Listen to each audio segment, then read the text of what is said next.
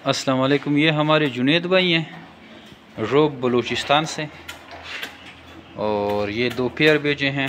Agreement भी renew कर दिया है उसने अपना, और इसका जो फार्म का ख़र्चा है वो भी इससे निकला है, क्योंकि वो अपना फार्म को बढ़ा रहे हैं। तो इस तरह हर महीने में 4-5 पेयर बेचते हैं, जिससे उसका फार्म का ख़र्चा और एग्रीमेंट रिन्यू होता रहता है, और साथ साथ में उसका फार्म भी बढ़ रहा है।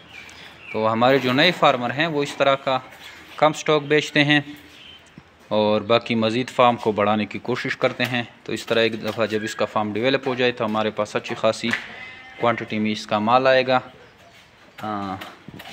और ये रोब से हैं, बलूचिस्तान से। अगर आप बलूचिस्तान से हमारी वीडियो देख रहे हैं तो हमारे व्हाट्सअप नंबर 0300299494 पर अपना नाम और शेयर का नाम व्हाट्सअप करें। आपको भी इस तरह का कारोबार हम प्रोवाइड कर सकते हैं। आइए हमारे प्लेटफॉर्म का हिस्सा बने और लाखों रुपए मुनाफा हासिल करें, वो भी घर बैठे। Thank you. अस्सलाम।